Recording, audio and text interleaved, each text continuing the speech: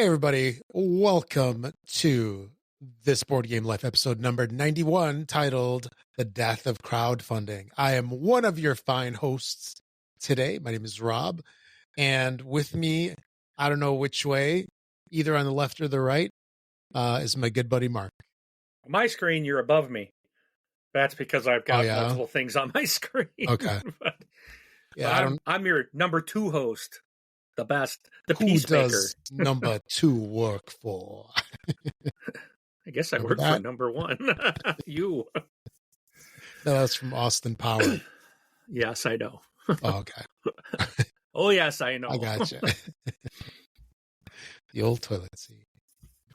Anyway, so this is the first episode post this Board Game Life Con number 2. Yeah. And I still have I'm still thinking, I'm like, I can't believe it's already been 2 weeks since. And actually, it was 2 weeks. 2 weeks today. And it's about time for the next one. Yeah. We need to get number 3 scheduled. Actually, maybe we could have a mini one, not unofficial, during Gen Con. There you go.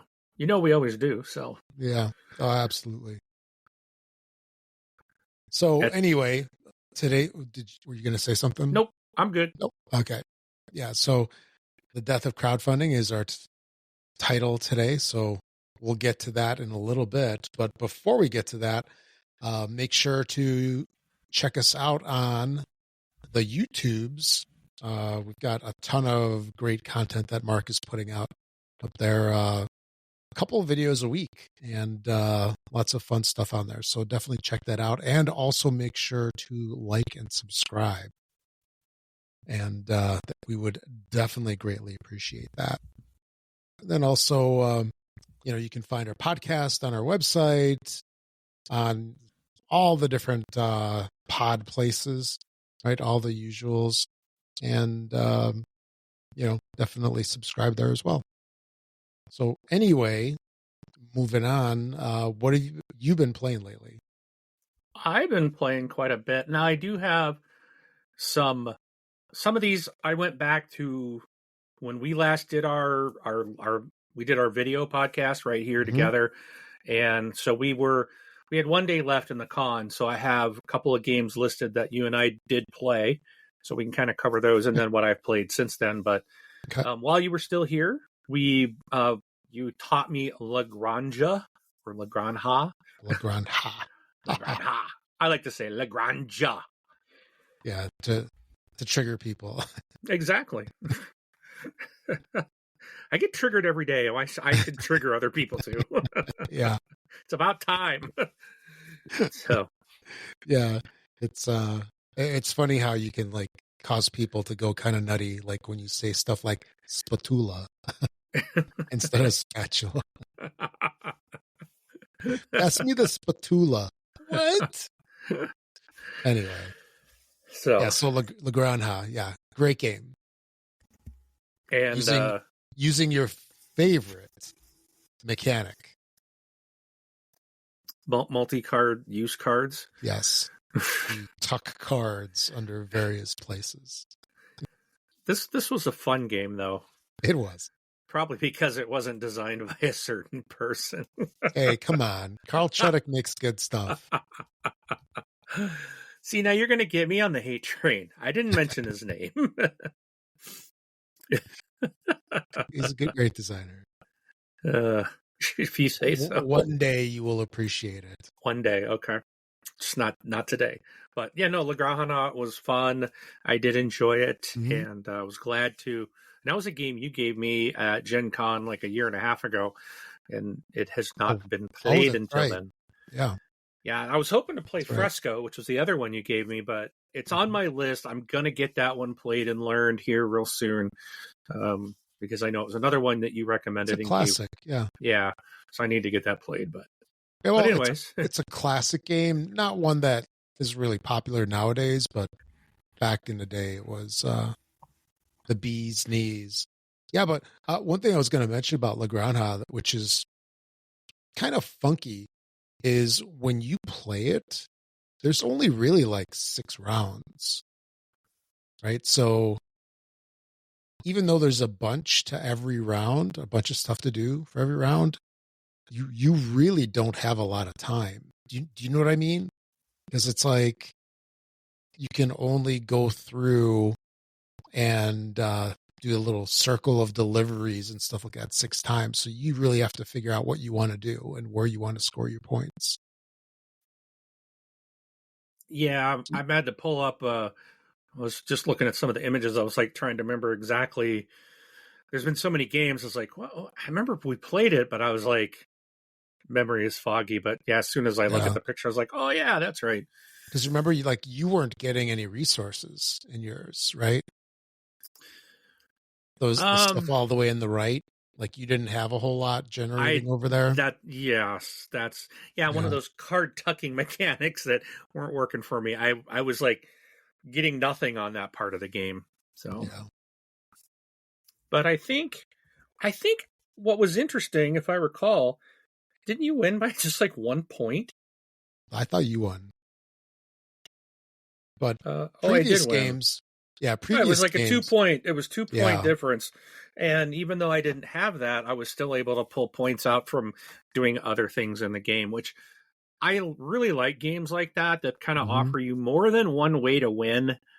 You know, it's I think Castles of Burgundy was one of my favorites for that. There's just you can completely ignore a part of the game and still be competitive by doing other things. Yep. And it's like it's a game that's like you can't do everything, so you've got to try to figure out what's the best things to focus on.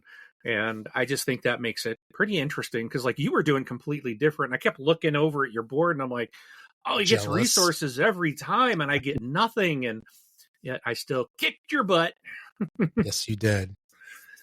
So you were looking at my play area and going, oh, I wish I had his stuff. But you didn't need it. You didn't need it.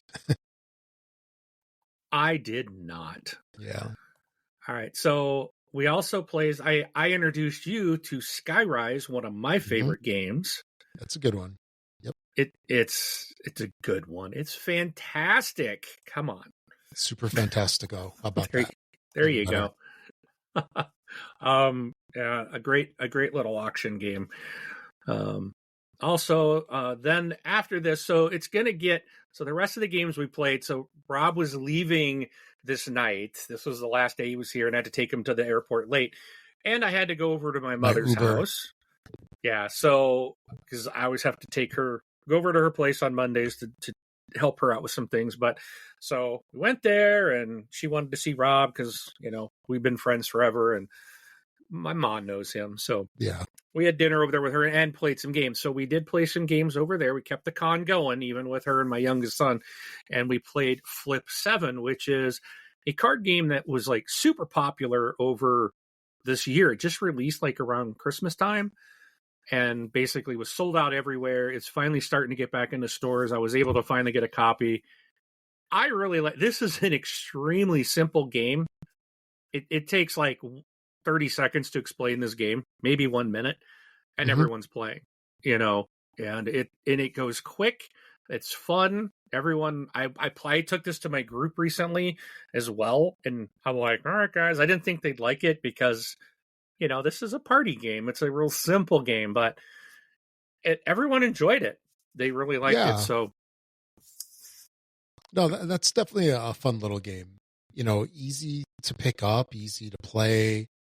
And it reminds me a little bit of, you know, some of those card games like, what's it called? Take 5. Mm-hmm. It's got a bunch of different names. I can't remember the other ones. Six Nymph. Take 5 is also known as Six Nymph, I think. Six Nymph, that's it. Yep. Yeah.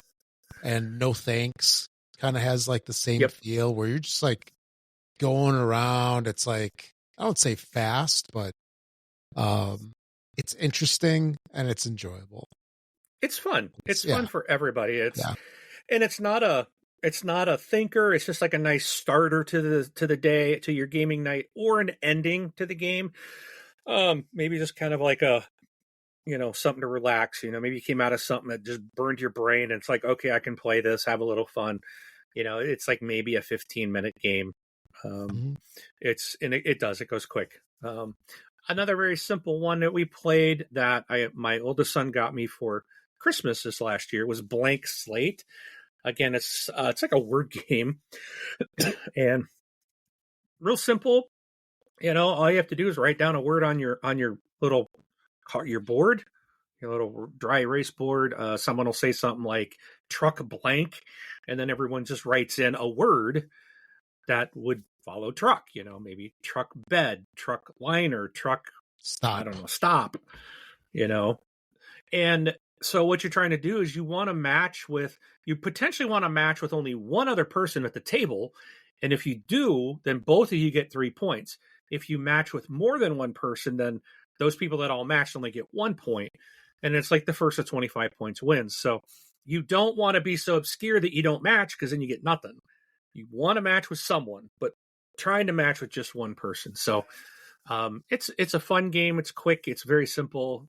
Great for fam. Like, you can play this, same with like Flip 7 and Blank Slate. It's fun for people of all ages, younger to old. So, and then Rob taught Deep Dive, and this was a really fun game. I was a little concerned that it was going to be too similar to what's that? What is that little game? I can see it. It's like Deep Sea Adventure Boost or something, I think, from Oink Games. Deep Sea Adventure from Oink. Yeah, I thought it was going to be like that, and I'm like, oh, it's not going to be very good. I mean, Deep Sea, it's just, I don't know. I mean, this was fun, dude. Deep Dive was a really fun game from AEG. I really liked this. Yeah, this was one that we played over at the Big Game Night 2 years ago. Yeah. And it was actually the one that I really wanted to be in the Big Game Box, but it wasn't. Yeah, probably this year, a couple years later. Or wait, maybe it was. There was something I thought else. you did get it. I thought I bought it. Anyway, I don't remember now. I think you're right. I remember you saying something about wanting it, and the game you wanted wasn't there. Yeah. But yeah, I think this was the one. Fun. But yeah, it's a fun push your luck style game that is a nice take on press your luck. I can see where you thought it was going to be like Deep Sea Adventure, but yeah, you don't have to come back up to the surface. Yeah, woohoo! You don't have to count your oxygen or anything like that. Penguins can breathe longer underwater than humans. But they apparently don't do well with sharks. Yeah. Yeah. Or squid or octopus or seals or any other large predator. Yeah, exactly. No. So that ended the con. Yep. After that, I did get to finally got my copy of Seven Wonders, second edition played. I have played Seven Wonders Architects. The base game? The original Seven Wonders, yeah. But it's the second edition. It's their newest release. Okay. But I was introduced to Seven Wonders Architects, which I have, and love that game. Like, that is so good. And I was like, I should probably get the original and, try it out. And I like it, but I like Architects better. I really do. It just, it flows quicker. I think it's a little faster. But Seven Wonders was a lot of fun. And I'll play it again. I don't have anything against it at all. So yeah, it's a SDJ winner, if I remember right, from like 10 years ago. Yeah, it's one of the big titles. Yeah, and I can see why. Mm-hmm. So, and it spawned several expansions and a couple other games. So, yep. All right. I also got to try Finspan, and that finally arrived. I played that. I did do a review. This was my first official review on the channel. So if you haven't seen it, please go check it out on our YouTube channel. Give us a thumbs up. Give me a thumbs up and a like. And I like Finspan. It's I think we've talked about this before. I don't understand all the hate Stonemaier Games was getting for this. It's like, oh, you're just trying to ride the Wingspan train and milk it for everything you can. Hello, Ticket to Ride. Hello, Azul. Hello, a million other games out there that have Seven Wonders. We just mentioned how many of expansions and spin-offs are there of that. You know, you name it. Well, there's sequels, and it's like, isn't Finspan a different game? It just shares the name, or like it is different. It's fish instead of birds or dragons. The board and it plays differently, but it's that it's basically taken kind of the base Wingspan mechanic and literally turning it on its side, because the board, instead of going horizontal, is now vertical. So you turn the board on its side. But it there's like the resources have changed. You don't have to go get resources. It did change the game. I think it simplified Wingspan. And I actually really liked it. It plays a lot quicker. We had 5 players on a first game, play it in an hour. And everyone loved it. These were all, again, in my game group, experienced, play heavy games. They're not really a lot into the simpler. They like to play some meatier stuff. And everyone really enjoyed it and said they'd play it again. It's a good game. It's a great entry into the Finspan category, or into the Wingspan group of family of games. And it plays different than the other two. So, again, if you've heard, like, if you're not getting it because you're buying into the stupidity of the internet, check out my review. I'll talk to you about it. I'll show you what the game's like, give you my thoughts and what I think about, whether it's a buy or not, and just make that decision for yourself. But I think it's a fantastic game, so I'll leave it at that. Next is and I'm gonna do it because for those that are watching, and it's sitting right here. Oh boy, don't throw out your back. My marble dice throne missions. That's just half of it. My X-Men, as I got Wolverine here sitting here as well, and I guess I should show a little. Can I show? Yeah, there's Wolverine. I've been playing a lot of the Dice Throne missions. So if you're familiar with Dice Throne, when the first one came out, Dice Throne is a competitive head-to-head game. You can do teams. You can do, there's different ways to mix it up. But it's essentially a 1v1 game. And they came out with Dice Throne Adventures, which was a way to take Dice Throne and turn it into a cooperative game, still playing Dice Throne, but basically playing against AI bots, so to speak. You're fighting bosses together. You're taking these bosses on. Well, Adventures was pretty cool. It was like a dungeon crawl, but man, it was big. It's a table hog.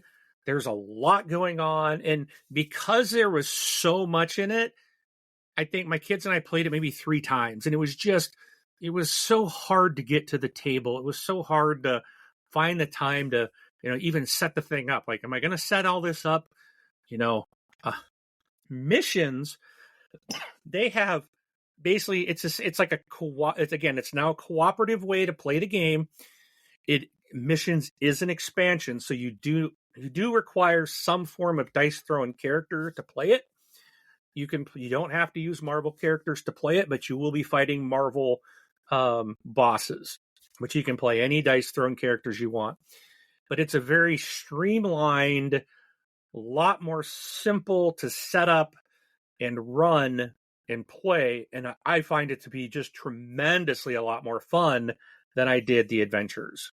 And I think I've put six videos out so far just on this. I've got 2 more dropping in the next 2 days. So there's 8 videos on just this, and I'm basically playing through the first 4 missions / bosses. So you can watch me play side 1 of the mission, which is typically henchmen.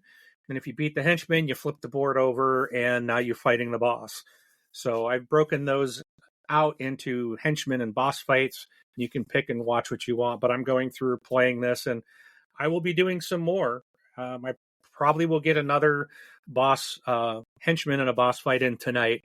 and I'll get it posted, set to post in the future. But I'm really enjoying playing these missions. These are fantastic, and definitely, if you're a Dice Throne fan, get the Marvel Dice Throne missions expansion. And I've been playing it solo. You can play it with multiple people, but I'm having a great time even just playing it solo, going through these missions. It's just been fantastic. So check it out and enjoy. Next thing I played was Cities, which interestingly enough, when the box arrived, it was smaller than I thought it was going to be. I guess I thought Cities was going to be like a regular size box. Yeah, it's small. It is. But oh man, is that game fun. I really like this one a lot, and am looking forward to getting. I think I did a video on this one too, I believe, and I gotta double check if I did before I'm saying I did. But excuse me. This one is just like a real simple builder, if you will, like a simplified building. But you're restricted to there's 4 different groups. Like you can get buildings, or you can get what are those things called? Like structures or things like features. I think that's what they call them, like water features or park features. Or you can get cards that will give you points based on what you're doing. And then there was one more thing. Tiles to build out your little city. And it's like you're limited to, based on how many people are playing, how many you can take on each row.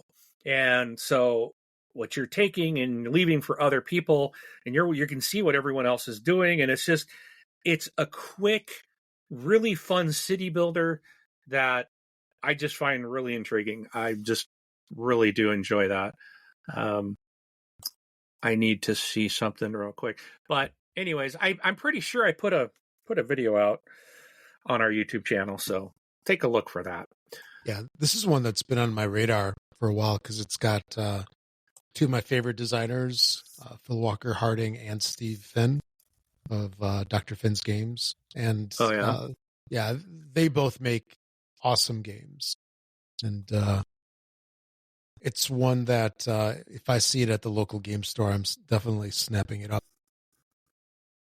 Yeah, I did do an unboxing, and I did do a playthrough of this. I've done so many different things here lately. So there is an unboxing together, and a playthrough on our channel. All right. Yeah, it's super fun. Mm-hmm. Also Apiary, which I taught some other people. No apes involved. No apes. It's a bee game. And this... Not just bees, space bees. So it's interesting. I thought this group would really enjoy this game, and one of them really did not. He's a tough guy to find what he likes. This is my guy who loves Power Grid and Great Western Trail, and he loves Survival of the Fattest, which I didn't expect him to like. But he loves that game. And I'm like, I think he's really going to like Apiary. And he came away from that not liking it all. But I think it's because he really got his butt kicked. But it was like, I'm like, dude, it's like your first game. It's like you're just learning. I really love Apiary. This is such a fantastic, so much again happening, so many different ways to score points. I really enjoy this game, but it is a fun game. Yep. Yeah, and I'm really glad you liked it. So, but Survival of the Fattest, we played that again. Played some Just One, which surprised me. This came from someone else in my group. We were waiting for the whole group to show up, so it's like, oh, let's play some Just One. So we did bust that out for a few minutes. That's where the night we also played Flip 7. We also that night played Hadrian's Wall and Space Base. Ooh, it's upstairs. I need to show you something, Rob. After the call, you got to remind me. Show you my little Space Base edition. Okay. So I taught we had like a 5-player Hadrian's Wall, which was really, really fun. That's such a good game. Then we played Space Base. There was a guy who'd never played it before. And when we were done, he came up to me. He's like, do you mind if I borrow that? And I'm like, nice. Sure, no problem. I'm like, absolutely. And then... Wait a second. I just thought of something. Space Base has card tucking in it. What's your problem with Carl Chuddick games? Right? You There's a tuck the lot different. cards. There's a lot different. Okay. The space-based cards do one thing on your turn or one thing on the top of the board if it's someone else's turn. Yeah. It's not like tuck the bottom left corner to do this, tuck the top to do this. Right. Flip it around upside down. Yeah. Put your right foot in, put your right foot out. Yep. So anyways, he came up and asked to borrow it. And I was like, absolutely. Because he wanted to show it to his wife. So I saw him last night at a different group meetup and he brought it back. And then and it was funny because that night as we were playing, I had made a comment. I said, my only complaint about Space Base is that the bottom of the board, you've got these 3 little cubes and you're just tracking them back and forth. But it's like, it's so easy. If the table gets bumped, your cubes get slid. I'm like, I really wish they'd done a dual layer player board for this where you could put your cubes into a little slot. So the last night he hands me my game back and says, and then over the weekend, he asked me, he's like, well, what expansions do you have for this? And I was like, oh, I've got, I told him all the expansions I have. And I said, do you want to borrow any of them? Let me know. Well, he didn't say anything. It turns out he was going to print me an insert for my space-based game because he has a lot of 3D printing. He does a ton. And he just was going to print out these inserts for me. But he's like, well, you need the command center box to put everything into it. He's like, so there was no, and he goes, but I did come up with this. And he 3D printed out little plastic overlays that have the little slots for all the cubes. And they're all like and he printed like, I think it's 7 of them. And each one is like a 3-piece thing that sticks together. So it folds across the entire board. Very cool. And all of them are in different colors. So, whatever a player wants, you can, not that player color matters in it, but it's just here's your pieces for your board. And then he's like, the first time he printed it, he just had like a flat thing that just sat on it. And he's like, but it kept moving. So he's like, he redid it. And now it's got like a lip on it that your card. So like, I think the board, it fits under or somehow the board will clip into it. And then the thing doesn't move. And I'm like, dude, this is so cool. And he just did that for me. I'm like, dude, that's so awesome. I'm like, that's, so I'm excited to play Space Base again now with my nice little 3D printed cube holders. That's so cool. Awesome. But, all right. Next, I played some Bullet Star. I did a solo boss fight and I recorded it. So this is on our website. And now after the fact, there was some comments in there. I think I played it completely wrong. I think I was completely misinterpreting how to read the cards because I'm like, it was real easy.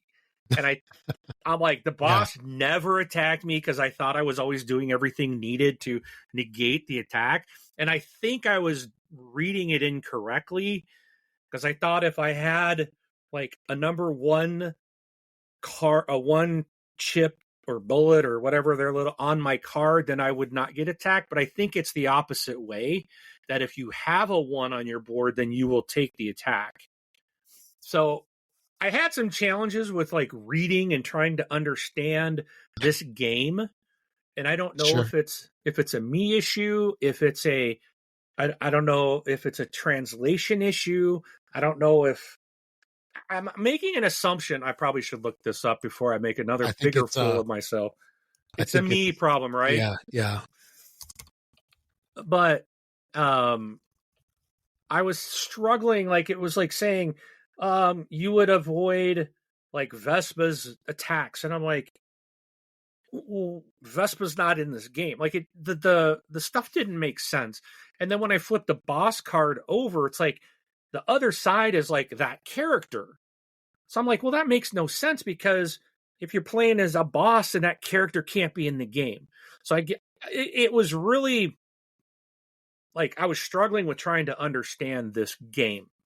Mm-hmm. And so I think I kind of read it incorrectly. where, someone had pointed out in the comments, thankfully they came in and said, well, Vespa is still the character. They're just the boss version. So, but even though their name's not on that card, but on the other side, but they're still like, their attack is still considered that person, I guess. I don't know. But so there was a lot of those types of things. And I think this is because the game was originally Japanese. And I think it might be a translation or the way it's translated. And then you got dummy me trying to understand a rule. I think it just didn't make sense to me. So I was really struggling with that. And in the end, I think I played the whole thing wrong. So I need to go back and try it again.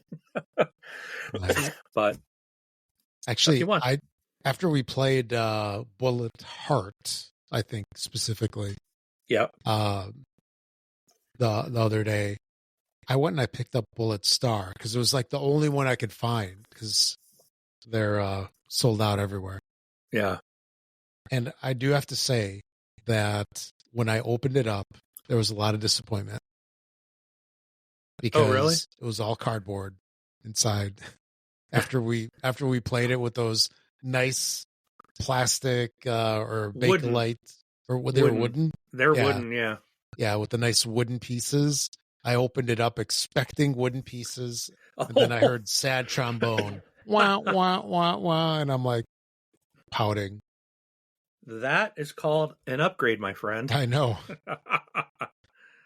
It's just different when you're expecting an upgrade components and you don't have them versus knowing that you need to get them going into it.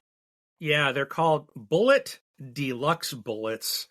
Okay. Is what they are. I actually bought two. I bought two of them just so I could put one in each box. I know Miniature Market is sold out of them right now, but you might be able to find them at your favorite shopping online place. I think that's going to be hard to find, friendly local gaming store, but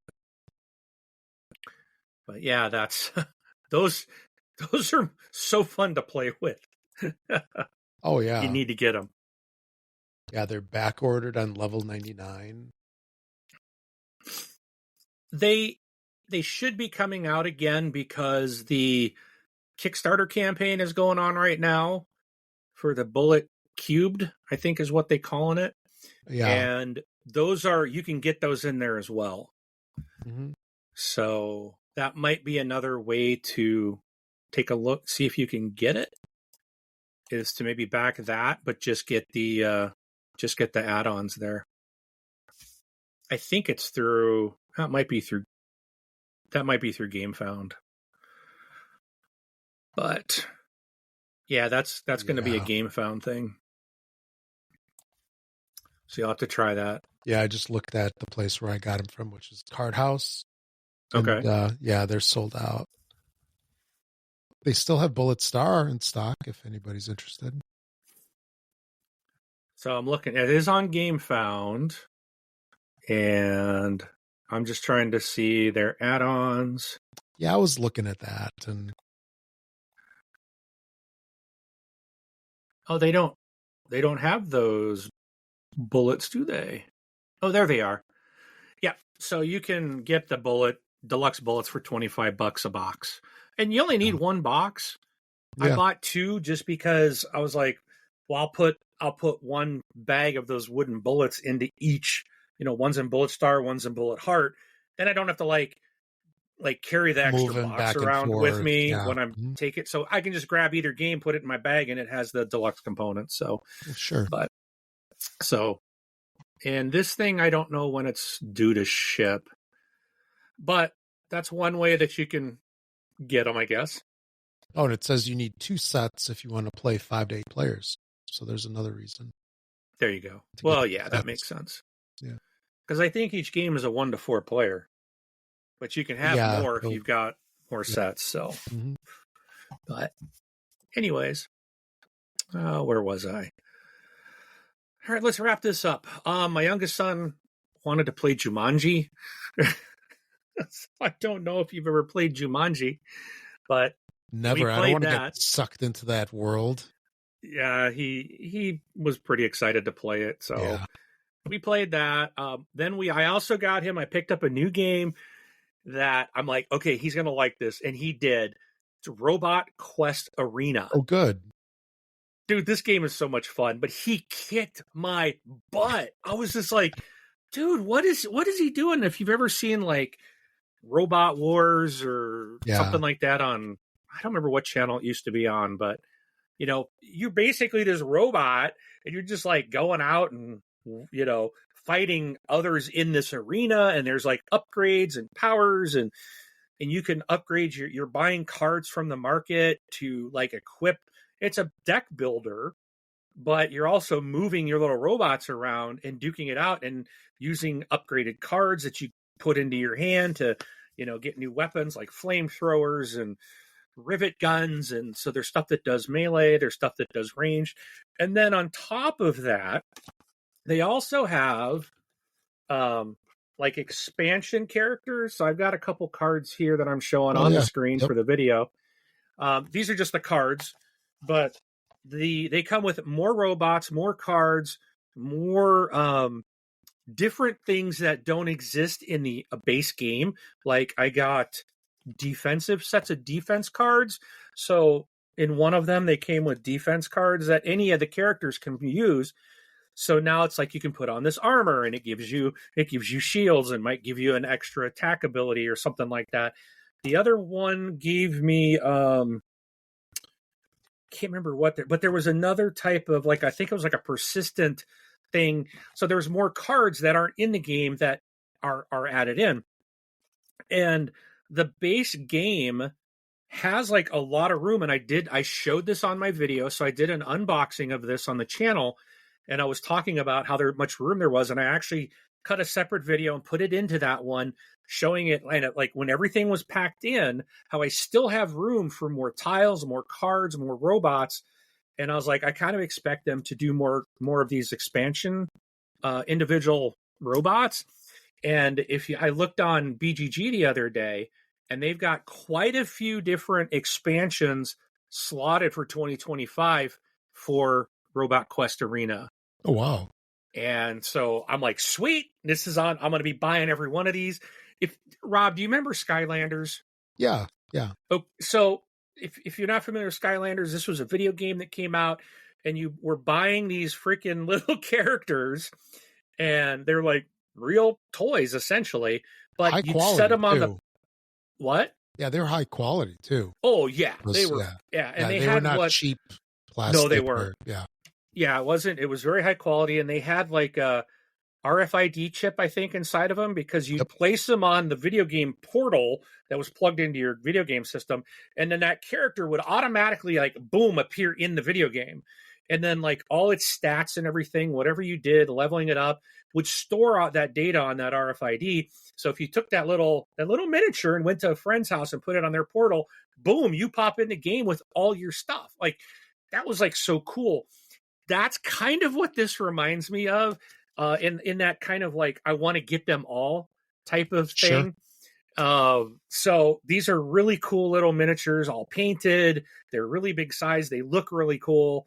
Robot Quest Arena, it's not a long game. It's a very pretty short game, and it's a lot of fun for all ages. Again, super fun. Check it out. And feel free to check out the unboxing I did. And then finally, I'm getting to the end, Rob. What are we, 40 minutes in? Oh, Thunder Road Vendetta. I finally got to play this again last night at a new group that I'm probably going to start attending every other Monday. And they had Thunder Road Vendetta on the list, and I signed up. I'm like, yes, I want to play. I got to play as the Big Rig. Decided I've never played as the Big Rig. Almost pulled out a win. I was running away with it till they kind of like realized that, hey, this guy's running away. And then they took me out at the last second. But oh my gosh, this game is so much fun. And in 2 weeks, I'm going to take my Carnival of Chaos expansion up there. They haven't played it. And all of the guys that were there last night were like, yes, we want to play this. So I said, nice. I'll bring it. So I'm going to get to play that in 2 weeks. So super excited about that. But they play with like all of the cards, the characters, all the different stuff. So I got to play with some parts of the game I have yet to play. And I'm like, this is just so cool. Thunder Road Vendetta is awesome. Awesome game. Well done game. Yep. Yes. So, but that's what I've been playing, Rob. That's definitely a good list. Definitely a good list. All right. So here, let's you want to run into the news real quick?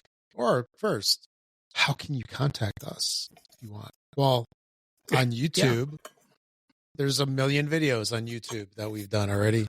You can do a comment on there, but you can also reach us at thisboardgamelife.com. Send us a message on there, or you can email contact at thisboardgamelife. And we also have voicemail.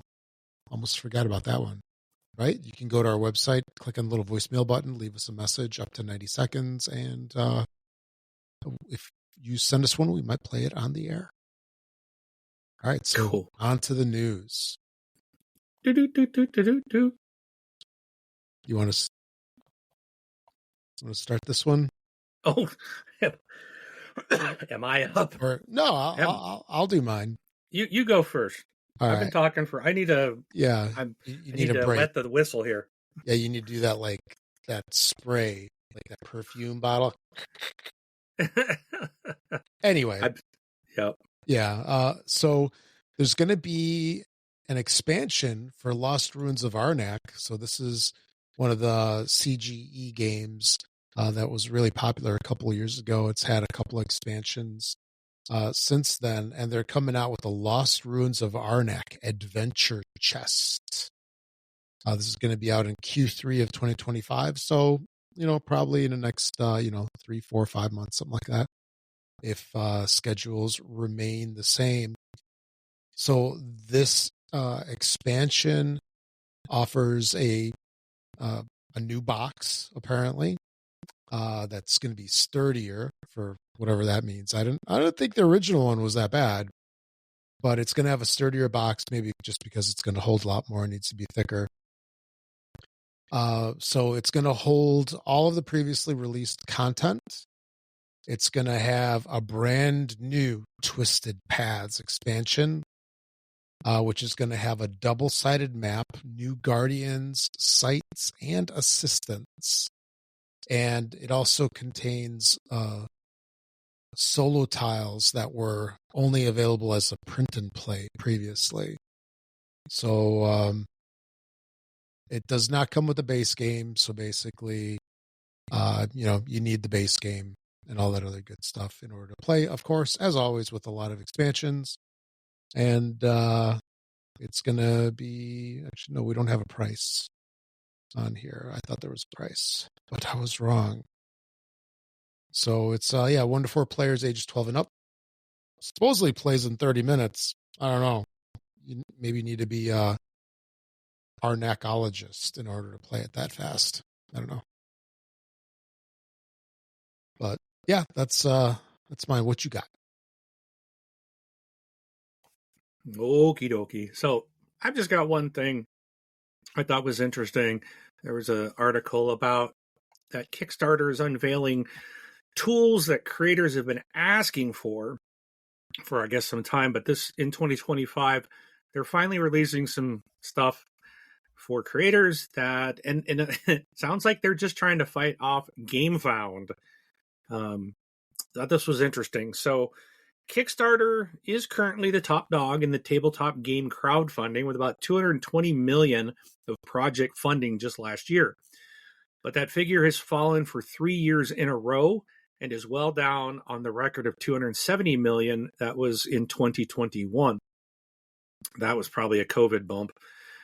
GameFound, meanwhile, has been on the rise since transitioning from 7 years as a Kickstarter pledge manager to become a fully fledged crowdfunding operation in 2022.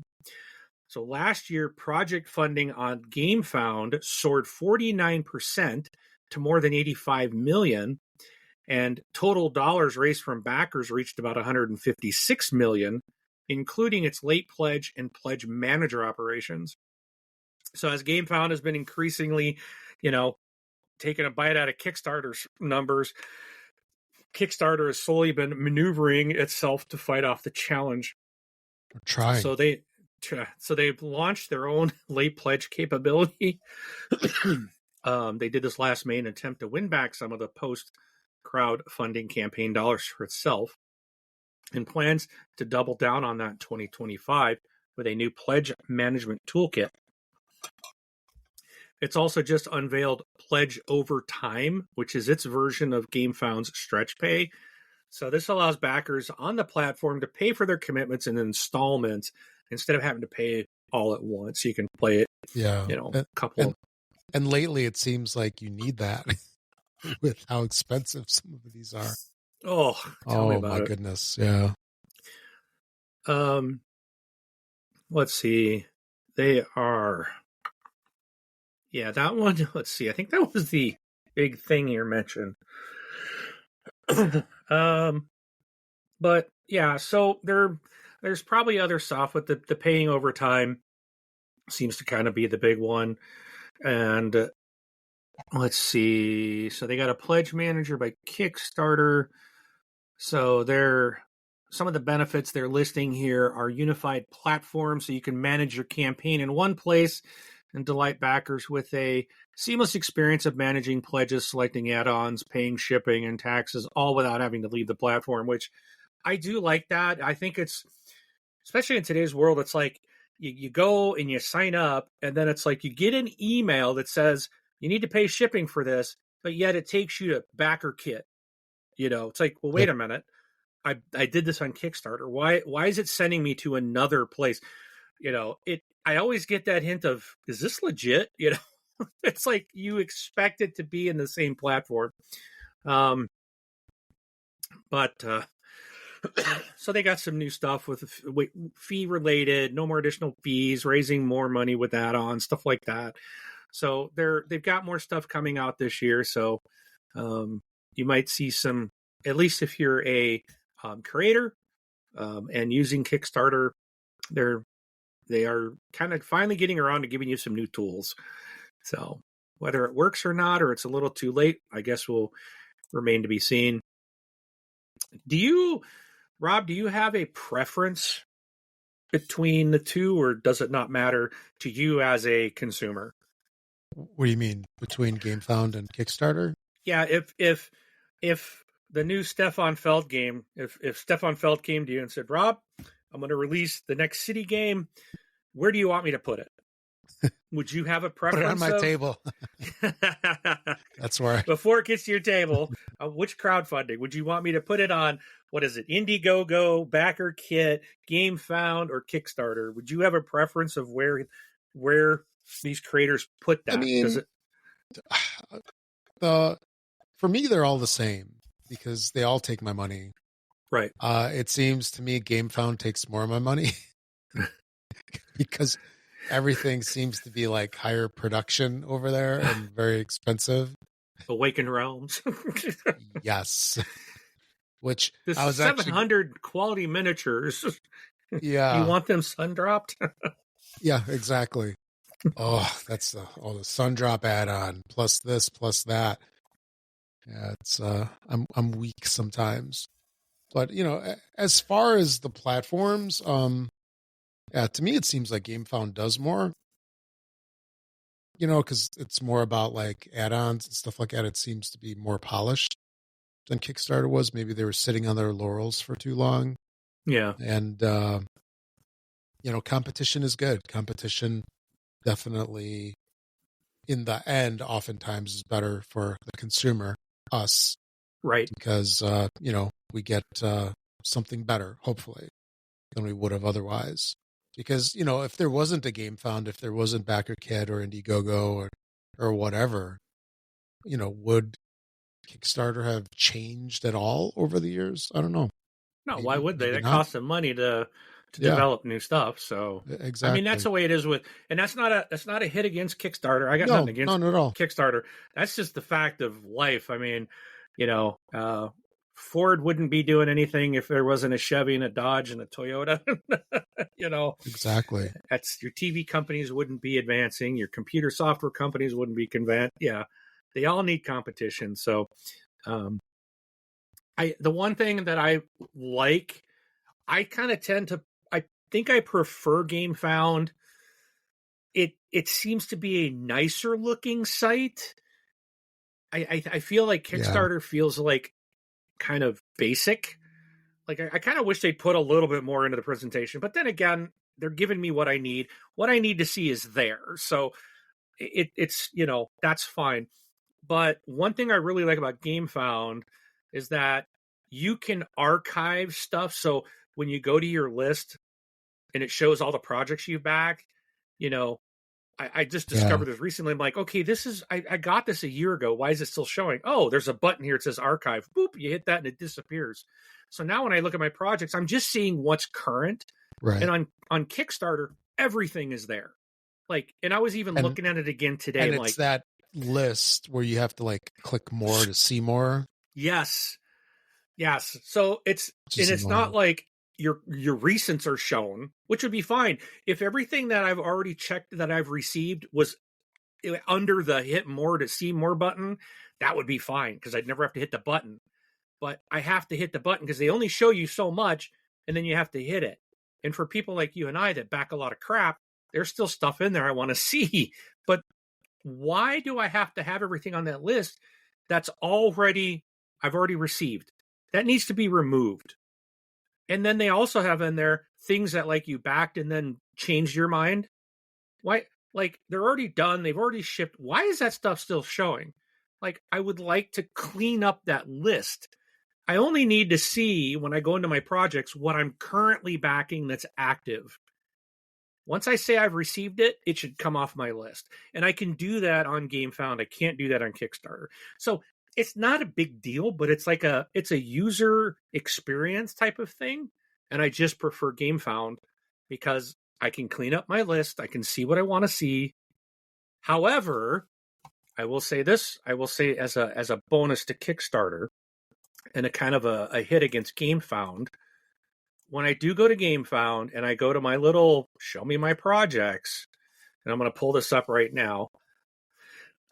So I'm looking, I hit it, right? I'm at the top. So I got my 20 strong Tanglewoods. I got the Agricola Special Edition, Agricola Dead Harvest, because I've got those they haven't launched, but I'm watching those.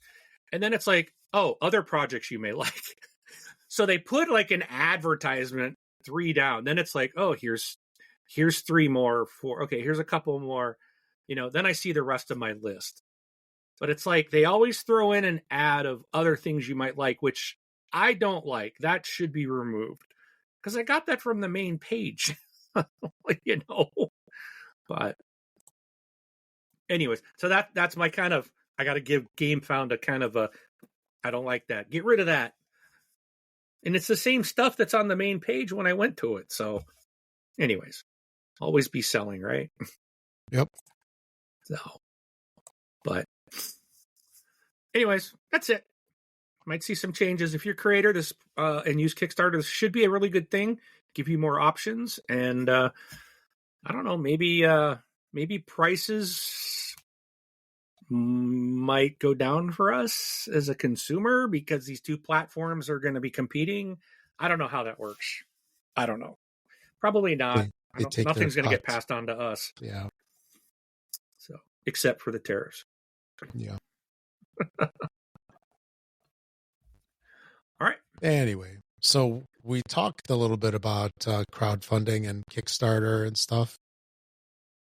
Is there any more you want to talk about crowdfunding? Yes. I'm wondering, is crowdfunding doomed? Are we going to see the death of crowdfunding? And I asked this not as a doomsdayer, not as a, the sky's falling, but it's just I made a kind of a laundry list of things I was thinking about. And I was like, because even myself, and I brought this topic up, Rob, because it's something I've been thinking of. And you have access to my list. I share my list with you, the crap I fund. And and it's always I growing. judge you sometimes based on that, by the way. Why is he buying that? But when I look at the list and I see some things like, man, this isn't coming out for a year and it's probably going to get delayed. Why did I spend, well, like, for example, the Marvel Dice Throne missions, the X-Men expansions, all that stuff, that was a $450 investment. That money was spent a year and a half ago. Okay. So I could have put that money in an account and just said, I'm going to save the money till the game comes out, and probably made a few bucks. I'm not going to go, yeah, you're not going to make nothing but pennies. But it's the point of I could have done something else with that money and just bought the game when it came out.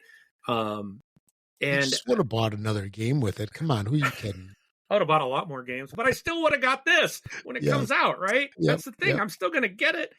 But all right, I got sidetracked here. So I clicked off my thing by mistake. All right. Clicked off my notes. But, there's talks about games costing more. And, they are expensive. Unless you're shopping at Walmart and Target, you probably don't, you're getting the retail versions of games. So for those that are really in the hobby like us, where we want the deluxe versions or we want the games with all the miniatures, or I'm willing to pay out $450 for a board game, right? Some people think that's insane. But it is getting more expensive. And I'm seeing some of these games that I'm starting, that I'm backing, like, oh, I was looking at something the other day and I'm like, oh, $500, no, I've heard it's a great game, but I can't do that. And I'm finding it hard to buy like just a base game on these crowdfunding sites. Like, oh, here's the retail or here's the base, but you could get for just $20 more. And then it's like, oh, well, then there's all these add-ons. And the next thing you know, you went from a $50 game to $200. More metal coins. It's like, I've got to have those. I need the deluxe components. So, as these things keep going up, I kind of wonder, do I want to keep putting all this money into crowdfunding to have it go out my pocket today? And I sit around from anywhere from a year to 2 years to some have gone even more before they've gotten shipped. Do we want, are people going to consider that? And that's kind of things I'm considering. Another thing is lack of any real bonuses for backing. I think that some of these pledge goals and the perceived savings are really just marketing. They're like, oh, sometimes they'll put up, here's the retail cost and here's what you're going to save. And I'm like, no, because at the end of it, I'm going to pay more than what I saved just to ship the thing to me, which I don't pay at the store. Right. And I they're like, oh, you'll get this and you'll get this and you'll get this. And,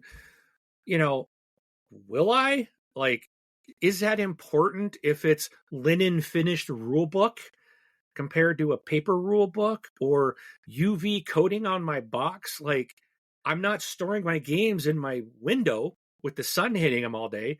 They're in a room that my windows are closed. They're on a shelf. The lights are off unless I'm in here. They're in your game cave. I don't think they need UV protection on them. Right. There's a lot of projects that get canceled. I was looking in the news today. I saw several that were talked about how they're canceling for these various reasons. And I'm like, people have given their money to you already. Well, those are the canceled ones. That's before they fund, right? No, this one was like a month prior to shipment. The company that, and I have to go back. I'll find the article. I know where it's at. So I won't dive into it here. I can send it to you. But it was like this company backed out of the shipment because of all the costs, the increases that actually are starting, I guess, today in the US with tariffs. So they're like backing out. And I'm like, well, wait a minute. People have already paid their money. Like, if you're crowdfunding, there is a risk that we take as funding a project. But I think that's dang near illegal and they should get a lawsuit against them, that you can't back out just a month prior to that thing shipping because you're like, oh, costs have gone up. We're just going to cancel this and say, nope, never mind. Like you can't do that. The money's been paid. Yeah, and I know what you're saying. And there's a lot of that type of stuff happening. Or they don't make their funding goals, or they find out it costs them too much and they're going bankrupt, and they're like, well, it canceled. Well, those people aren't getting their money back. And yes, sometimes a company will step in and go, we're going to take that over and deliver to those people. But that doesn't happen all the time. Right. So canceled projects seem to be happening. I'm hearing about it more, and maybe it's always been this way. And it's just now that I've been crowdfunding for like the last year and a half that I'm like, well, I'm seeing this more. Well, I wasn't seeing it when I first started because I wasn't looking for those, But canceled projects, every time I see an article like that, it's like, oof, does make me wonder if I want to back something else. So like right when you back something, let's say on Kickstarter, I'm looking at it right now. It goes, rewards aren't guaranteed. Right there on the pledge page. Your pledge will support an ambitious creative project that has yet to be developed. There's a risk that despite a creator's efforts, your reward may not be fulfilled. We urge you to consider this risk to pledging. Kickstarter is not responsible for blah, blah, blah. So, we hope that the social contract of this and monetary contract that it pays through, but there are no guarantees. And what is your recourse then? Can you cancel like a credit card payment or something? Can you even do that a year later? I doubt it. I don't think you could. Yeah. I don't think there's course to get your money back. And we are taking the risks, but I feel like sometimes these companies are just like, kind of like the government.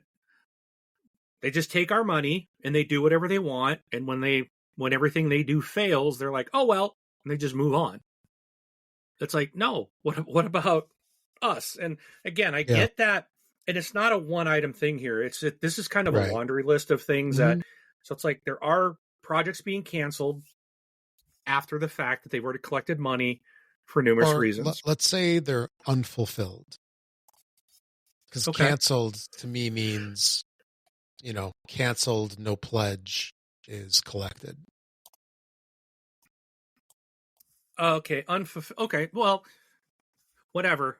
They took your money and now you're not getting your product. That's essentially what I'm saying. Yes. Okay. So if you want unfulfilled projects, that works. Yes. Another thing is delays. I'll use my Dice Throne. I love Roxley. I love Dice Throne. This thing was supposed to be here like 6 months ago, Yeah. So on top of the year and a half wait, or whatever we have when we get these, then you run into unexpected delays, shipping delays, printing delays, wars. There's stuff that goes on in the world. And again, there's more important things in the world than me getting my Kickstarter or my crowdfunded project, right? That's not the point. But with all of these things that I've been into this for like a year and a half, and I've got stuff that I'm not going to get to the end of this year. And I'll guarantee I don't have anything on my list. I don't think anything on my list is set for 2026. Everything is supposed to deliver this year. But I'll guarantee more than one of them will be delayed to 2026. It's just, my last one is the end of this year. I just put it as 12/31/2025. I'll guarantee that not going to be the 26th, but I'm sure several of these that are slotted for June of this year. I've got one that was supposed to be out in January of this year. Just got notified. Nope. Now we're looking at June. Because when these things skip or bump, they're always at least 6 months. So, that's just kind of another point of, could this, again, you take these things, just some ideas of, these could be the death of crowdfunding because constant delays. Also, as I mentioned earlier, we're paying a lot more money for this game than we would ever pay for in the store. Even if you're buying the retail version, you're still paying shipping. And you're not saving any money, despite what it says. Oh, save $10 off the retail. Yeah, but it's costing me $20 to ship the stupid thing. And you pay tax anyway. And then, yeah, and you're still paying taxes. So, you know, I don't, that's not the savings is not there. Companies, I think I got this one here twice, but companies canceling orders at the last minute due to increased costs. So this was one I just was reading earlier today that I saw. I'm like, that's garbage. And then another one that I was talking with you earlier. I did a review of a game, and it was like my first kind of negative review of a game. It's up on our YouTube. And this game was Flight Plan. And I didn't even realize this, but Rob and I were talking about it the other day. And I pulled up the Kickstarter campaign, and I was like, I don't even remember what I paid for it. And I went and I looked, and I was like, man, I paid this much money for this. And then I happened to notice the stretch goals. One of them we met. They just put on there, canceled. I'm like, wait a minute. You canceled this? Like, we met this obligation. So even the things they list that you're going to get, if they make enough money, they can just scrap it and say, nope, you're not getting it. So again, I'm like, why am I spending money and giving these guys money to fund something that turned out to be just garbage, you know, in the end? And I didn't get what I was supposed to get, you know. I know it's a risk, but I kind of look, and this is just my list of things. I'm sure there's a million more other reasons, and people could talk about other bad experiences that they've got.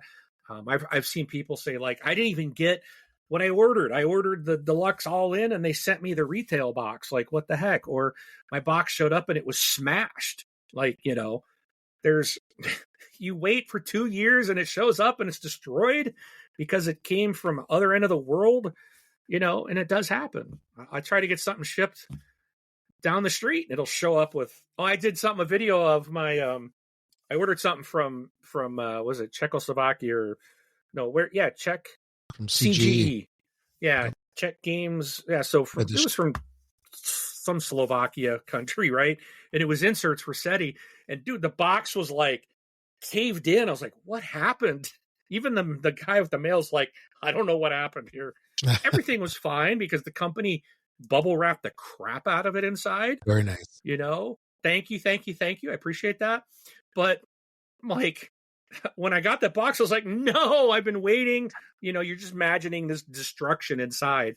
And I was so grateful that this company took the care to properly package everything so that damage didn't occur. And I'm grateful for that. Okay. So, but I don't know.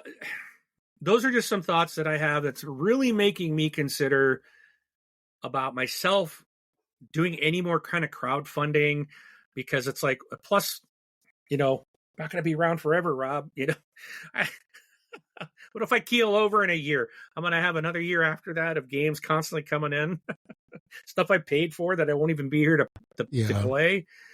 When do we call? But what are your thoughts? Am I just being a Debbie Downer? Yes. Come on, play devil's advocate. No, so you know, the whole crowdfunding thing is it's a rabbit hole that you definitely fall into, and there's a lot of hype with a lot of these, especially with, you know, everybody on, you know, podcasts and videos and, you know, on BGG, they're all talking about this stuff because the hype is there for these games, and you do get sucked into it, especially if it's something that you enjoy. Right? If it's, you know, a style of game that you enjoy, or even like a designer, publisher that you like. But it does take a lot of willpower to basically say no to some of that stuff, because the thing that I've found is I'll get really sucked into some of these projects, and if I actually say like, no, I'll wait for it to come out in retail, half the time, I don't care. Do you know what I mean? It's like the campaign will end, it'll be out in retail. Sometimes I'll even see it once it hits retail and it's on the, new game releases shelves at the game stores, and I'll just pass it by. Whereas, if you're in that moment of weakness and then you jump on it, well, it's actually twofold, right? You have to have the willpower to avoid that purchase. Well, that's one of the willpower, to get in or to not get into that purchase. And then the deluxe edition or the add-ons is a whole separate thing to kind of like battle, right? Because how many times have you actually, well, maybe you haven't had this issue, but it's like you're sitting there looking at it like, is the deluxe edition worth it? Am I going to play it enough times? I know a lot of times we just look at it and we're like, deluxe edition, insta-buy, metal coins. Yep, add them on. Why aren't they in the deluxe edition? Why am I buying them separately? But, it's something that I've been a little more aware of, and I've really dialed back some of my crowdfunding stuff. That city collection from Queen. Oh, please, no more releases. I'm begging. You're not going to stop that. I'm begging them. At least not until the end of this year or something. Oh boy, I know what that is. 17 pounds. Final Girl, baby. Season 3, Ultimate Box. And is that like it's in your house? Well, I'm holding on to it. Yeah. It's an There's going to be a armrest. new video going up here in a little bit. Oh boy. I'll give you guys the sneak peek while Rob's talking. I will unbox this and hopefully not show my shipping label again. Yeah. But this wasn't crowdfunded. Yeah. And this want people to send you stuff? They can send you season 4. No, this one I actually ordered from a retailer because I missed really? I didn't get into the final series or the Final Girl series until like series 3 had already closed their crowdfunding. Yeah. When I got into it, and I was like, "Oh, this is cool!" So I had to I had to pre-order the series 3. Okay. So yeah, because it looks like it's in the shipping from China box. Snap. Oh yeah. See, if you cut that whole long piece of tape, why couldn't you cut the end? Woo! Look at that. Ooh, cardboard. Yay. Oh, there's a lot of stuff in there. Yeah, look at that. Oh, this is the ultimate. This is everything. Oh. This is the big boy. All 17 pounds of it. But yeah, now I forgot what I was talking about. So it doesn't matter because I'm doing an unboxing live on the show. There we go. Very cool. Now the lights are, there we go. Yeah. That looks better. Yeah. So there'll be an unboxing here. Hurry up, wrap it up. I got a video to do, Rob. I know, right? No, I forgot what I was saying earlier, but yeah, it's and the one thing I was going to mention too is that I think a lot of the core premise of Kickstarter, for example, and some of those has been, let the little guy go through and crowdfund their dream and make it happen, get people excited and make it happen. And I think more and more, it's not the little guy anymore, right? It's the bigger companies that are doing their thing and they're using Kickstarter for, marketing purposes to build hype and stuff. And I mean, to some extent, it's fine, but, it's just something that I've noticed that's a definite change. Like, Awakened Realms, right? They're always doing their stuff on GameFound, right? I mean, they're just launching Agricola soon. Yep. On GameFound. And, I would argue that, Awakened Realms is not a small little outfit. They just had their AR Next, right? 2025. Yep. There's a lot of people that work there. Yeah. Yeah. So, it's a lot of it is really turned into more of like a pre-order, right? It's like you're giving them, it's a pre-order system for stuff that's not necessarily finished yet. Yeah, and I think let's see, did these guys, trying to figure out if I can see, so the game I was talking about, Flight Plan, this was like self-funded. This was not a large company, and that's why part of me kind of had a problem. I didn't want to really rip into them and go kind of crazy, because they're not a large company.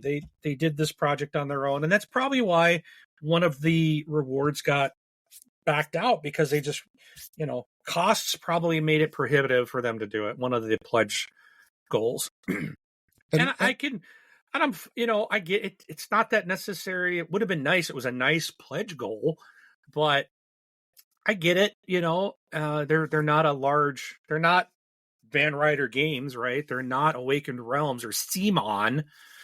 That one annoys me. CMON annoys me the most.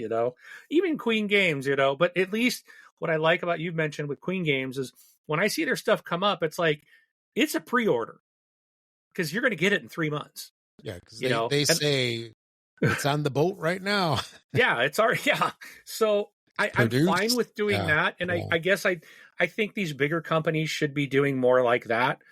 I get Awakened Realms, in a way, I'm fine with them as well. And it's more of, because they're really kind of like that boutique again, where their games are huge, like tons of miniature, extremely high quality, big production. Big productions, exactly. So even their retail games are $100+ right? So I do like having the opportunity, and oh boy, you want to talk about my weakness for Awakened Realms. I found out the other day, Rob, earlier this week, that even after you've spent $300 with them, you can go in and spend more. I'm like, oh, I can sun drop both the original Nemesis and my Retaliation. And I was like, yeah, but my Nemesis Lockdown doesn't have sun drop. I actually thought I should add Lockdown with sun drop miniatures and just give away my copy. Because now I've got 2 with sun drops, 1 with not. Oh, and I'm horrible. Like, but I ended up spending like another $200 just doing, oh, look, I'm going to add this and I'm going to add, oh man. Stop the insanity. It's terrible. Yeah. So, but anyways, I'm getting off track, but I do kind of wish that these companies would go back to the roots of it being not large corporations using it just to take the risk out on their end, because they're basically letting us fund everything. And I don't think a company like CMON or Awakened Realms or, someone that is a large all play, I'll throw them under the bus too. They make games all the time. And what they've done is taking crowdfunding to go, hey, here's a way we can get our customers money in advance to kind of take the risk out and them not have to foot the bill ahead of time. I mean, we don't know their financial situation. Maybe they can't do it without, because it's a big effort. It's a huge effort to make a game. Then you shouldn't be in the business. Yeah, or maybe I can see CMON doing it because we're paying for the licensing. Yeah, because for Disney and Marvel and all that. That's not a small licensing fee. Maybe with Awakened Realms, the reason why their games are so high production is because of the fact that they can get that money up front. Could be. Because the challenge that some of these publishers have is that, they have to use the profits from the prior game to make the new game? And what if there aren't profits from the prior game? You know what I mean? What if it got delayed? What if it's sitting in the warehouse? What if it didn't sell? All right, Rob. So I know you're in the market for a new vehicle. Why don't you just go give, I don't know, car company A, why don't you go give them 20 grand and just wait for the next 2 years for them to give you a car? That's what it was like during COVID. But hey, you're like, been there, done that. It's a different story. It I get it. I see that, but I know the system is being abused by the large companies. I wouldn't say it's abused. I think it is by these larger companies. That's why I really respect Stonemaier. They used to do it. Now they don't. They're big enough. Yep. They can make their own stuff. They can stand on their own. They'll come out a couple months in advance and say, hey, like Finspan was like, we didn't even know they had a new game coming. We all thought it was a joke. It was like a month later, boom, it was on sale for pre-order on their store. A month after that, they're shipping. And a month after that, then they're shipping to retail. It's like, to me, that's what these large game companies should be doing. And I think they shouldn't. I don't think they belong on crowdfunding, but that's another. We've talked about that. Mm-hmm. I get what you're saying. If they didn't have crowdfunding, maybe companies like Awakened Realms couldn't do what they're doing. And I do really I got a couple of their games. One I backed out of a while back. I have now gone back in and rebacked it just at a lower pledge level. But I really do like their stuff. And yeah, I get maybe they need that. Maybe they're not the big, Mattels of the world, if you will, but I'd be pretty upset to see Mattel out here on crowdfunding going, help us make the Monopoly 3000. No. You've got your money. Yeah. Actually, a while back, what was it? Hasbro. They were redoing, I think it was Hero Quest. They actually made a website, their own crowdfunding website, if I remember right. It totally looked just like Kickstarter, but it wasn't. Wow. But they, they got everybody in that pre-order mentality. Yeah, maybe I'm just too old school. Maybe, because I can see it's smart business, I guess, to do something like this, because you're going to have a bunch of people, especially something like that people want. Same with Awakened Realms. They make millions of dollars in their campaigns. People obviously want their stuff, and that allows them to go and make it, where maybe a game like Nemesis never would have been made if it wasn't possible for, something that large scale needed the funding up front. I don't know. But no. Absolutely. It's the way that it is how it is. How about that?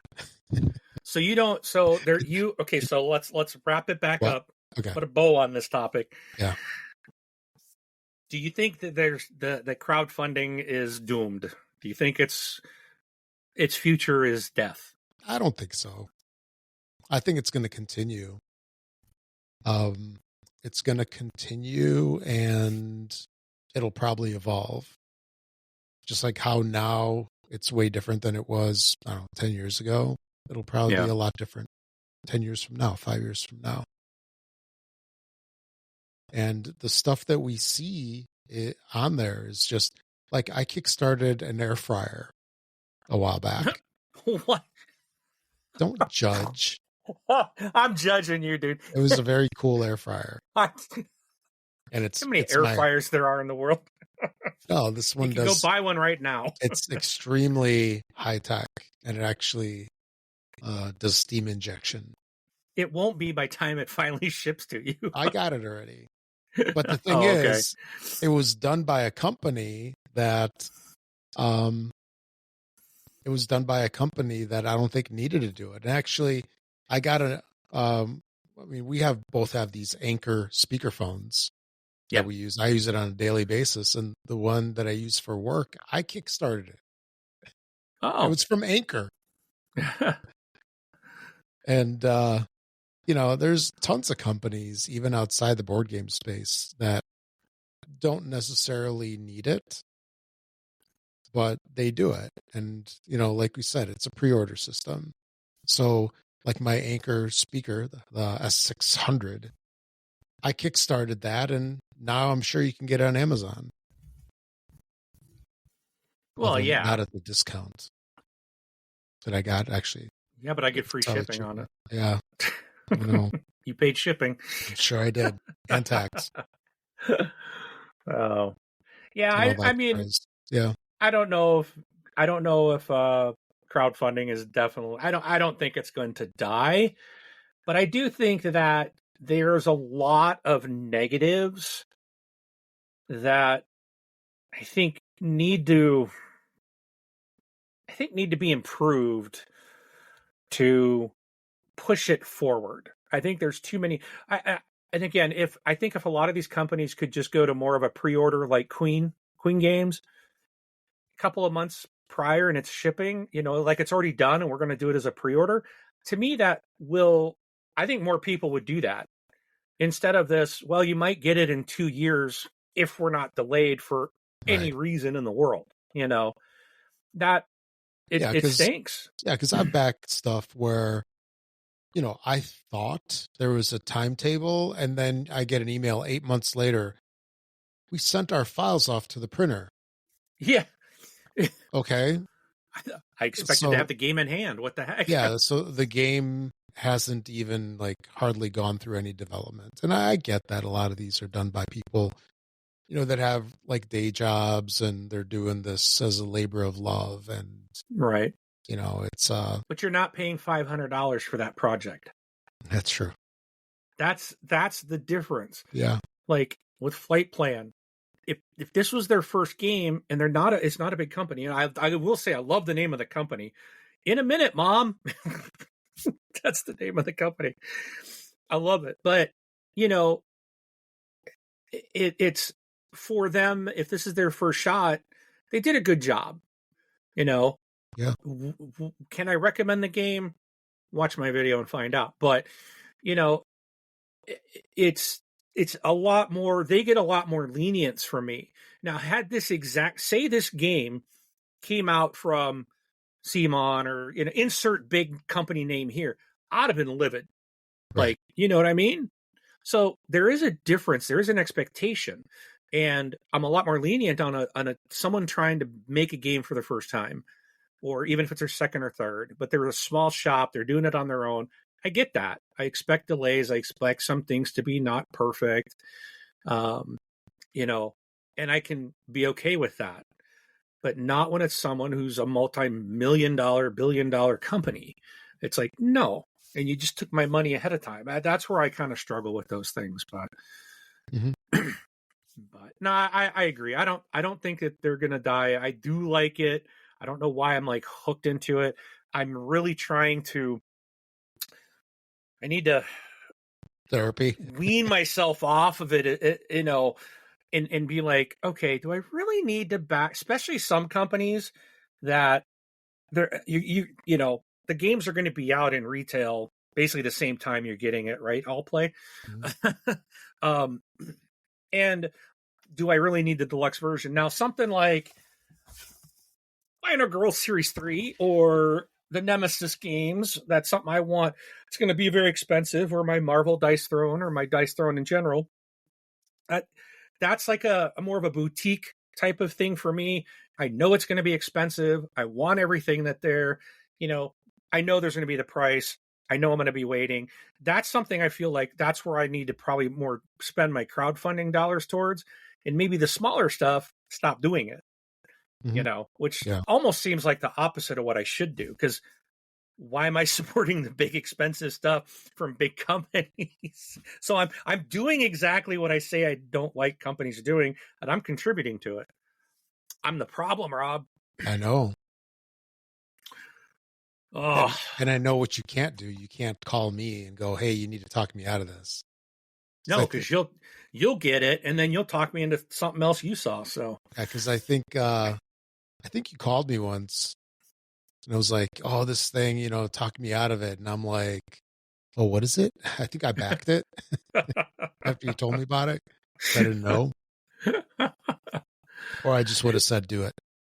yeah, you would have said things I can't say on here.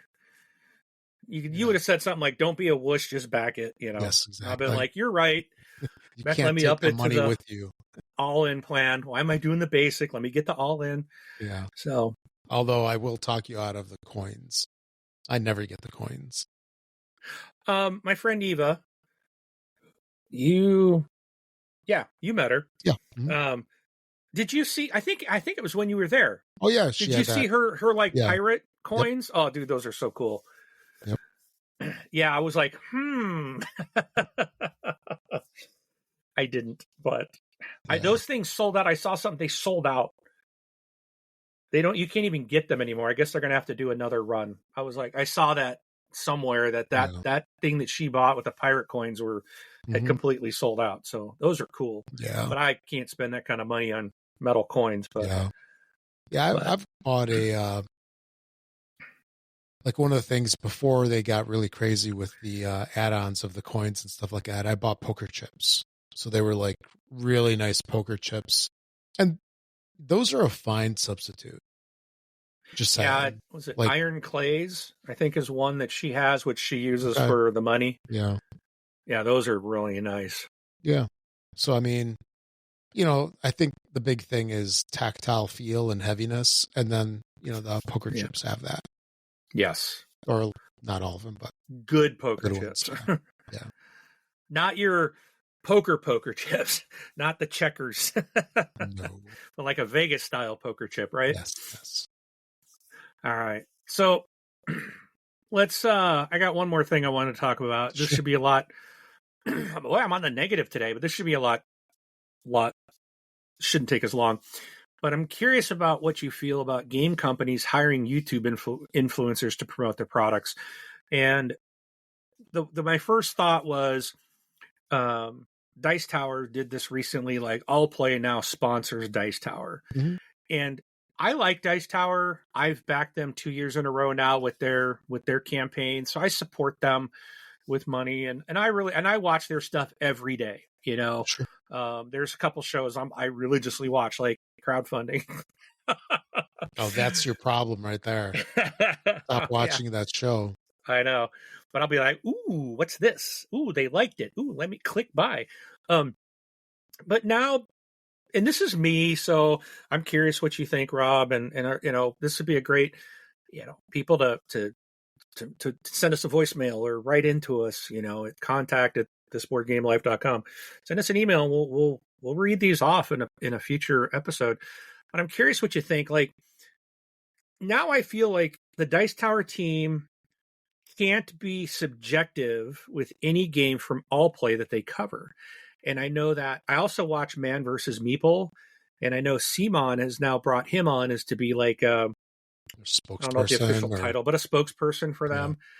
So it again makes me wonder. It's like, well, and I'm sure there's others, I know of like a lot of other people that I watch, they will talk about, hey, this was a paid promotion, keep that in mind, sure. But that also tells me that, AKA, we're not going to say anything bad about this because we got paid. So just know that up front. Mm-hmm. I kind of like, does that kind of ruin their reputation? Does that diminish the value of information that they bring, especially when they're talking about one of those particular games? I don't know. I guess it all depends on how it's executed because, when you have, you called it influencers, right? Or we'll say personalities. Okay. Right?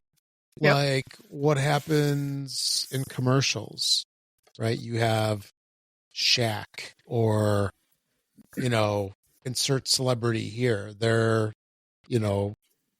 doing whatever product, right? It's like, oh, they're eating, a McDonald's burger, or, they're wearing a watch or some fragrance or whatever it is, right? The companies have been using folks that are popular to push their products for a long time. This is really nothing different. True. I think that what happens now is that in the board game space in particular, it's ongoing promotion. So instead of just, hey, promote this game, it's like, hey, you are now our official person to promote all of our products, right? Mm-hmm. I mean, there's some of that going on. At that point, I don't think that we're actually getting a review. Right. You know what I mean? It's not a review. It's more like, hey, look at, or like there's some folks on YouTube when they have, let's say, like a Kickstarter promo, it's not a review, and they're actually pretty clear about that in some cases, where it's like, this is a preview. I'm not giving you any opinions. I'm just showing you the game, how it plays, and the components, and then it ends there. That I can get. Now, let me ask you this. If a company gets, a podcast to be their spokesperson from that point on, do they no longer do any kind of content in terms of opinion-based content moving forward? Is that what we would expect to happen? So, like, no more reviews of that product? Or is it okay if, let's say if there's like a big team. So, or actually, okay, let's use our show here. So let's say Company X. I can be bought. I'm just saying. I just want to cut you. I can be bought. But you can try. No, let's say they get you to be their spokesperson. And then what happens, like, if I do a review of the game? Is that the same thing? Well, it would be the channel. So they wouldn't like pick me to do it. So, so for Dice Tower, one of the things I noticed that was now on every video, when it ends, there is an all play ad. Yeah. And like they're talking about, oh, thanks for watching our videos. And it's all, but they're showing all pay products or all play products at the end of it. Sponsorship, basically. But that's every video. So it's like, and they're when they're sitting there and they're talking about stuff, there's always on their shelves, there's all play games like in the background now. Okay. So in my thought was, well, I've always felt I've gotten really honest reviews, and I still think they're doing honest reviews, but I haven't like really I haven't gone back, and it was like something I thought of just in the last couple of days. Yeah. Well, actually it was, I can't say that. I gotta be honest, it's been today because I saw the article about Man versus Meeple, and I'm like, man, there's another one that I watch. And I was like, kind of made this question, like, how does that affect their channels and how people think about them? So like, I still watch Dice Tower, I still support them, but I also feel like, well, if you're getting backed by All Play, do you really need to do the crowd? Because now it's a bigger company that's sponsoring them. And I kind of feel like they're now attached to All Play because every video is All Play sponsored essentially. So it kind of changing my thinking about, well, do I need to support them? The answer is probably yes. They're probably not getting that much money. But it was beneficial for them to keep in business, and maybe they don't need to get as much of crowdfunding every year to stay in business. But then it's like, okay, well that's cool. I get that. But now can I trust their reviews when they're reviewing an all play game? I can't see them saying anything negative. You don't bite the hand that feeds you. And I really like Man versus Meeple. I really like their show. And so now again, it was like, well, if he's a CMON sponsor, is he going to just, again, is he going to say that? Okay, and maybe he might. Hey, remember, I'm going to review this new game from them, but I'm a spokesperson, I work for them type of thing. Keep that in mind. And he might, but what's that mean for the other guy that's on there? Like, kind of like what you said with us. I think I always see the one guy, and I'm totally drawing a blank on their names, but I can see them in my mind. It was like the one guy's picture was in the article, not the other guy. I'll have to go back and read the article. Did the whole channel become a sponsor of CMON or just the one guy? So I don't know, because what's that mean? If that's their channel, like if, Rob and Mark gets hired by CMON to represent them, and I'm like, hey, this game is awesome. And Rob's like, dude, this game sucks. Okay, am I going to lose out and be kicked out because we're on the same channel? So it just, as a viewer, and that's my question was not anything against what they're doing. I'm a fine question with of it. ethics, then, really. Well, but it's my question is like, how do we feel as just Joe Blow watching this channel, and all of a sudden they're sponsored by a large company? Is that, there could be good, because hey, now they're getting an influx of cash. They're going to improve their stuff. Maybe they can bring people on to improve their production. Like, I do all this myself when I do my videos, and sorry, a lot of them aren't that great. I don't compete. I can't compete with some of these professionals. But if some company came in and gave this Board Game Life a bunch of money, hey, now we can hire someone. I'll be like, here's my video, fix it, make it look pretty, and post it. Because now we have money to do that. So that, I think, is a positive for Dice Tower and Man vs. Meeple and anyone else that does it. But then there's that question of, well, if they're reviewing that game or a game from that company, can we trust it? Like we used to before. I would say, we can until they show us different. Right? Yeah. Because, the nature of a review is to review. And, if anything influences that, then that's not cool. But, yeah. Oh, well, not a big deal. Just something I thought of. No, definitely. It's an interesting scenario. And it's been talked about a lot over the years. I think even with just like regular reviews, if you're going to be provided, let's say, like a copy of a game and you're reviewing it, are you more apt to give it a positive review because it was given to you? That's a good question. And if the stars align and things work out, maybe I'll have to answer that question in the near future. Yeah. So the thing is, it's all just a matter of ethics, right? In terms of, are you going to give a genuine review, which is like the basis of your channel, right, or are you going to let yourself be influenced? Yeah. See, I would hope that I wouldn't be influenced by that.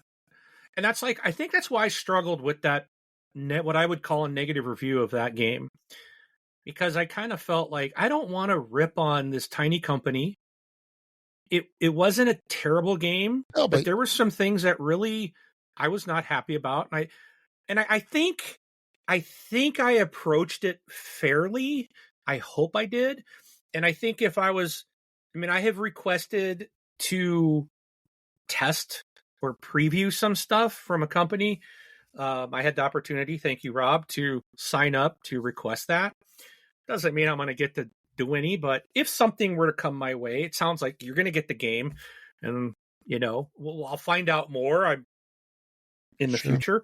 But if it was something that, I think if the agreement was like, you have to review this and you have to say good things about it, then I'd be like, no, I want no part of it. But if I had the option of like, okay, if it was kind of like, well, do a playthrough, or, if you're free to do what you want and they just didn't want you to say anything negative about it, then I would do a playthrough. No, there's nothing implied, whenever you get anything. Yeah. That's what I'm saying. I wouldn't want to lie. I wouldn't want to be like, this is great when it sucks. that's why I'm like, okay, if I can do a playthrough, then I can just play through the game and show people what it's like. Let them determine up what they think of it and not say anything. But yeah, I wouldn't want to be holden to a large company unless the check was big enough. I can be bought. That's all I'm saying. There you go. I may not want to be bought, but gosh darn it, there I you can go. We be. can't trust any of Mark's reviews from now on. I haven't been bought, so they're all my opinion. Yeah. So his price is so high, it's unreasonable. It'll never happen. Yeah. Unless a McRib's in town. Give him a McRib. It'll be good. Yeah, but even a positive review like a McRib, over time, your review will change. Yeah. So, anyways, that's it. Okay. Let's move on. I got things to do. Yeah, so you can look forward to seeing that review soon. Well, you're going to get an unboxing today. So yes. And I think I'll post it tonight too. Okay. Even though I've got stuff the next couple days. This is something people want to see. It's getting so I'll get this unboxing out today. Excellent. All right, look forward to that. Okay, so I guess that's it for episode 91. Right? Do you have anything else you wanted to add, or? All right. Well, since I do the Rob, I got one more thing. Just one more thing. One more thing. No, I've talked enough. So, all right. So let's call it here. Thanks for watching, everybody, or thanks for listening. For those that are listening to the podcast, this is it for episode 91. We'll catch you all in 2 weeks with the next one. All right. Thanks, everybody. Appreciate it. Don't forget, I do have one more thing. Like and subscribe to our video channel. Hit our bell icon so you will know when new content's coming out. Right now, I've been putting out something new every day. I've been just posting stuff. 10 a.m. Pacific time. I'm dropping a new video every day. I'm going to try to keep that going as long as possible. So with Dice Throne Missions, I should be good to do that for a while. But I am going to do a couple more reviews. And in fact, I'm going to do a review here on Dice Throne Missions. Now that I've played 4 of the missions, I think I've got enough feel that I could do an actual review, but I'd like to get some more because I'd like to get into the harder leveled missions. But after I play, I'm going to do a couple more, but who knows? I will have a review on it here soon. And Final Girls Series 3, I'll be doing an unboxing of it tonight, but that'll drop special tonight as well. But just, hit that bell icon so you know when we're dropping new content. And maybe someday I can get Rob to do some content. And I got to hit Nick up again. He wants to do some stuff too, but then he got really sick. So I got to check in with him and see how, if he's ready to start doing some content for the show as well. So sounds good. It. All right. Take care, everybody. Catch you in the next one. Bye.